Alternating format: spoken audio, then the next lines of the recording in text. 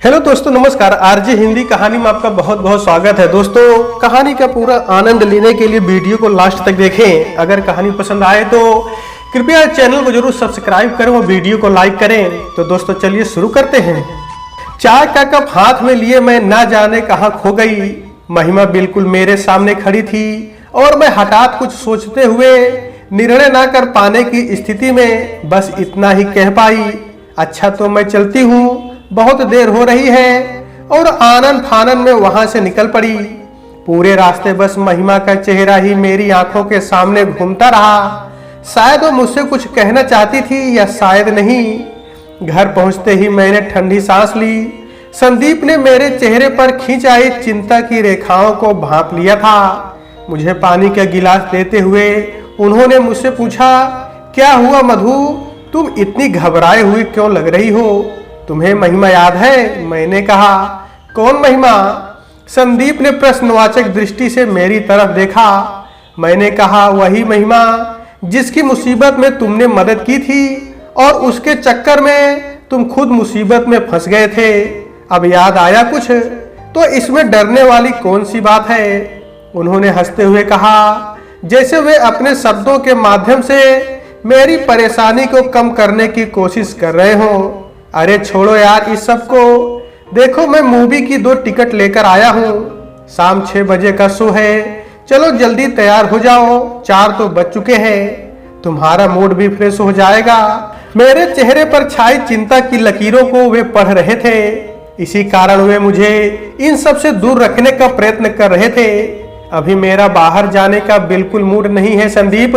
मैंने कहा, चलो ना मधु, आज मौसम भी अच्छा है और फिर आते वक्त पूजा को भी साथ लेकर आ जाएंगे।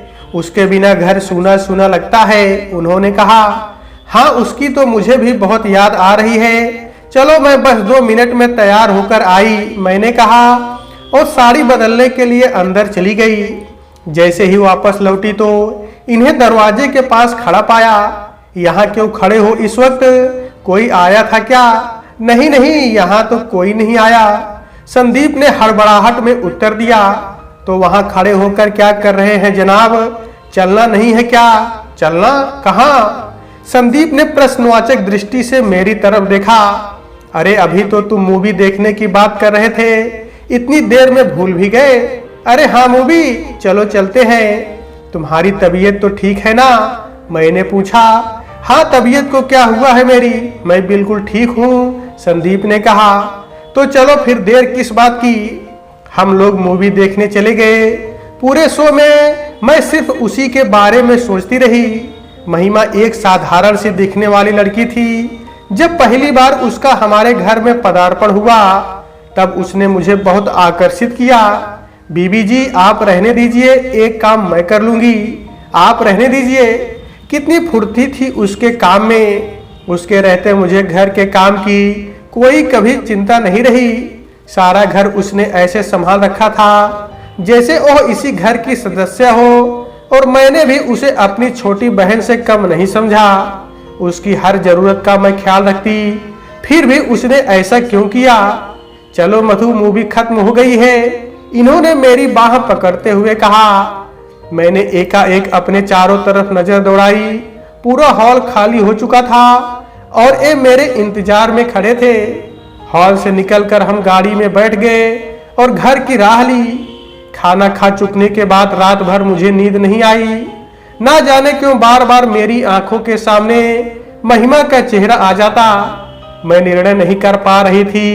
इतनी सीधी साधी लड़की जिसको बाहरी दुनियादारी से कोई मतलब नहीं, उस पर इतना बड़ा लांछन। आज से 3 साल पहले मैंने इस बात पर गौर क्यों नहीं किया? हाँ कुछ अजीब तो मुझे भी लगा था, लेकिन अचानक मेरा ध्यान मेरे पास ही सोई हुई मेरी बेटी की तरफ गया जो बड़े ही इत्मीनान के साथ सो रही थी। लेकिन मैंने निर्णय लिया कि हो ना हो एक बार मुझे महिमा से इस बारे में बात जरूर करनी चाहिए कि आखिर उसने ऐसा क्यों किया। एक स्निग्ध काया पर अचानक कालिमा छा जाए, ऐसा कैसे हो सकता है? अगली शाम ऑफिस का काम खत्म हो जाने के बाद मैंने सुनीता के घर की राह ली। वहां पहुंचकर मुझे महिमा के घर का पता मिला।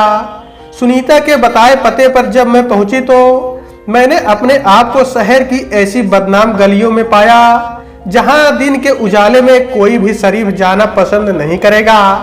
जैसे ही मैंने उसका दरवाजा खटखटाया तो दरवाजे के खुलने के साथ ही वो मेरी आंखों के सामने थी।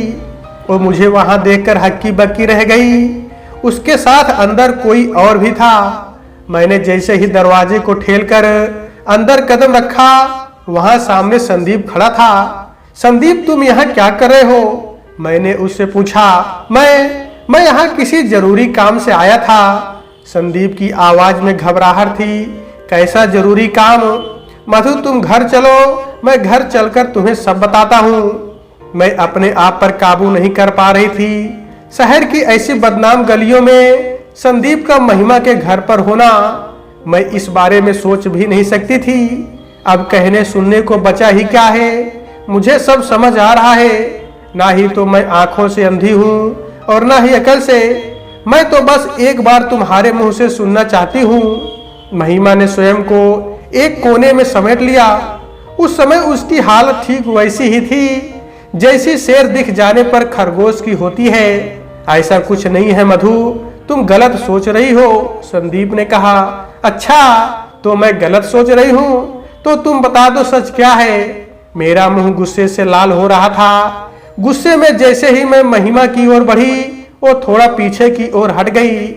मैंने तुझे अपनी छोटी बहन के समान माना और तुमने ये सिला दिया मेरे प्यार और विश्वास का। मैंने तुम्हें मुसीबत की मारी समझकर सहारा दिया और तुमने मेरे ही घर में आग लगा डाली। गुस्से में मेरी आंखें लाल थी और शरीर पर काबू नहीं था। जैसे ही मेरे हाथ महिमा की तरफ बढ़े, संदीप ने बीच में आकर मुझे और मेरे बढ़ते दोनों हाथों को रोक लिया। घर चलो, मैं घर चलकर तुम्हें सब समझाता हूँ, संदीप ने कहा। ये सब तुम समझाओगे मुझे? अब समझाने को बाकी ही क्या रह गया है संदीप? इतना कहकर मैंने अपने पर्स से निकालकर एक फाइल संदीप के सामने पटक दी। यह क्या है? संदीप ने पूछा। तुम्हारे काले कारनामों का नतीजा है और क्या। आज सुबह तुम्हारे ऑफिस चले जाने के बाद जब मैं ऑफिस के लिए निकल रही थी तब डोरबेल बजी। मैंने जैसे ही दरवाजा खोला, मेरे सामने एक लड़का खड़ा था जिसके हाथ में ये रिपोर्ट थी। ऑफिस पहुंचने की जल्दी में मैंने इसे अपने पर्स में ही डाल लिया। ऑफिस का काम खत्म करके मैं सुनीता के घर पहुंची। वहां से जब मैं यहाँ के लिए निकली तब गाड़ी में बैठते ही अचानक मेरी नजर इस लिफाफे पर पड़ी। मैंने उसको खोला और पढ़ा। तब मुझे पता चला कि तुम्हें एड्स की बीमारी है। इतना बड़ा सच संदीप, अपनी जिंदगी का इतना बड़ा सच तुमने मुझसे छुपाया। मेरे इतने सालों का विश्वास तुमने तोड़ दिया संदीप। अब इससे ज्यादा बुरा और क्या हो सकता है मेरे साथ? मेरी आंखों में आंसू थे। मेरा विश्वास करो मधु, मैंने ऐसा कुछ नहीं किया है। फर्राते हुए गले से मैं बस इतना ही कह पाई, तुमने ऐसा क्यों किया संदीप? तुमने ऐसा क्यों किया? और तेजी से वहां से निकल गई। घर आने के बाद मैंने अपना सामान पैक किया और बच्ची को साथ लेकर मैं अपने मायके चली आई। संदीप ने मुझे बहुत रोकने की कोशिश की। वे मेरे सामने गिड़गिड़ाए कि मुझे छोड़कर मत जाओ मधु, एक बार मेरी बात तो सुनो। पर मैंने उनकी एक ना सुनी। पिता के घर आ जाने के बाद भी संदीप ने मुझसे बात करने की बहुत कोशिश की, लेकिन मैंने उनकी हर बात को अनसुना और नजरअंदाज किया। कई बार वे मेरे घर पर मुझसे मिलने के लिए भी आए, लेकिन फिर भी मैंने उनसे कोई बात नहीं की। अपने ही घर के बाहर मैंने उन्हें घंटों मेरे इंतजार में खड़े देखा, लेकिन विश्वासघात की चोट से मेरा दिल इतनी बुरी तरह घायल हो चुका था कि उनसे मिलना तो दूर, उनकी शक्ल देखना भी मुझे गंवारा न था। महिमा ने भी कई बार मुझसे मिलने की कोशिश की, लेकिन मैंने कभी उसकी बात नहीं सुनी। महिमा को देखते ही मेरी छाती पर सांप लौटने लगते। विश्वासघात की चोट इतनी गहरी थी कि कुछ ही दिनों में मैंने संदीप को तलाक का नोटिस भेज दिया। संदीप ने हर संभव प्रयास किया कि हमारा तलाक ना हो, लेकिन उसके 2 महीने के बाद ही हमारा तलाक हो गया। पापा ने मुझे दूसरी शादी कर लेने की सलाह दी, लेकिन शादी जैसे बंधन और पुरुषों पर से मेरा विश्वास उठ चुका था। इसलिए मैंने दूसरी शादी करने से इनकार कर दिया। पापा ने मुझसे कहा कि कब तक ऐसे अकेले जिंदगी गुजारोगी। पापा के व्यवहार में दिन प्रतिदिन परिवर्तन आता जा रहा था और मैं इसे लगातार महसूस कर रही थी। मुझे ऐसा लगा कि जैसे पापा को समाज की चिंता सताने लगी है, इसलिए मैंने एक घर किराए पर लिया और अपनी बेटी के साथ वहीं रहने लगी। यहीं से शुरू हुआ मेरी जिंदगी का एक नया सफर। इसी सफर में मैंने यह जाना कि बिना किसी पुरुष के एक अकेली स्त्री का जीवन जीना कितना कठिन है। भांति भांति के लोगों की वैसी नजरों और उनके घिनौने मजाकों को सहते हुए भी मैंने स्वयं को धूमिल होने से बचाए रखा। 18 मार्च यही वो दिन है जिस दिन मेरा और संदीप का तलाक हुआ था और उन बातों को पूरे 16 साल हो चुके हैं। लेकिन आज भी मैं अपने आप को वहीं उसी मोड़ पर खड़ा पाती हूँ, क्योंकि मैंने संदीप का साथ तो छोड़ दिया पर अपने हृदय से उसे कभी निकाल नहीं पाई। वो कहते हैं ना, इंसान सबसे ज्यादा जिससे प्यार करता है गुस्सा भी सबसे ज्यादा उसी से होता है। और मेरा गुस्सा इतना भयंकर था कि उसने सब कुछ बिखेर दिया। लेकिन आंटी, इसमें आपकी तो कोई गलती नहीं थी, गलती तो आपके हस्बैंड की थी। नहीं सोनू, उन्हें दोष मत दो, गलती उनकी नहीं थी, गलती तो मेरी थी। आपकी? आपने क्या गलती की आंटी? सोनू के चेहरे पर आश्चर्य मिश्रित भाव थे। इतने में डोरबेल बजी। 1 मिनट आंटी, इतना कहकर वो उठा और दरवाजा खोलने चला गया। जब वह लौटकर आया तब उसके हाथ में खाना था। मैं खिड़की के पास खड़ी लंबे और घने पेड़ को देख रही थी, जो अपनी मजबूत जड़ों के कारण बहुत सी जगह घेरे था। उसके पास ही एक बेल थी जो बिना किसी सहारे के अभाव में सूख रही थी। पता नहीं मुझे क्या हुआ, मैं बाहर गई और उस बेल को उस पेड़ के सहारे टिका दिया ताकि वह उसके सहारे बढ़ती जाए और हरी भरी हो जाए। जब तक मैं वापस लौटी, सोनू खाने की मेज पर मेरा इंतजार कर रहा था। बैठी आंटी, पहले खाना खा लेते हैं, सोनू ने कहा। सोनू, तुम्हारी मम्मी कहाँ है? मैंने पूछा। मम्मी मेरे साथ नहीं रहती। क्यों? मैंने पूछा तो उसने कोई जवाब नहीं दिया। कुछ क्षण ठहर कर वह बात घुमाने के अंदाज में बोला, आप बताइए ना आंटी, आपने अपने आप को गलत क्यों कहा? तुम्हें तो पता ही है सोनू, जो बीमारी उन्हें थी उसमें कोई भी इंसान अधिक वर्षों तक जीवित नहीं रह सकता। और फिर वो तो बिल्कुल अकेले हो गए थे और इसी गम में 6 साल बाद उनकी मौत हो गई। उनकी मौत से 1 दिन पहले जब उनकी तबीयत बहुत खराब थी तब सुनीता मेरे पास आई थी। वो पेशे से डॉक्टर थी और संदीप की अच्छी दोस्त भी। दोनों ने ग्रेजुएशन तक की पढ़ाई साथ में ही पूरी की थी। उसने मुझे एक लिफाफा थमाया और कहा कि मेरे जाने के बाद इसे पढ़ना मधु, और अगर हो सके तो मुझे माफ कर देना। मैं कुछ समझ पाती इससे पहले ही वो चली गई। उसके जाते ही मैंने लिफाफे को खोल कर देखा। उसमें मेरे नाम का एक पत्र था जिसमें लिखा था, मधु, इस पत्र में जो कुछ भी मैं तुम्हें बताने जा रही हूँ उसे तुम्हें कहने की मेरी हिम्मत नहीं थी। मैंने बहुत हिम्मत जुटाकर तुम्हें यह पत्र लिखा है। आज जो मैं तुम्हें बताने जा रही हूँ, हो सकता है उसके लिए तुम मुझे कभी माफ ना करो। तुम भी एक औरत हो, शायद मेरी बात को समझ सको, इसलिए तुम्हें एक खत लिख रही हूँ। ग्रेजुएशन के टाइम से ही मैं संदीप को पसंद करती थी, लेकिन उसे कभी कह नहीं पाई। और जब उसने तुमसे शादी कर ली तो यह मुझसे बर्दाश्त नहीं हुआ और गुस्से में आकर मैंने जीवन भर शादी ना करने का फैसला कर लिया। लेकिन संदीप को मैं चाहकर भी भुला नहीं पाई। धीरे धीरे मैं तुम्हारे परिवार के करीब आने लगी, लेकिन जब भी मैं तुम्हें और संदीप को साथ में देखती मुझे जलन होती।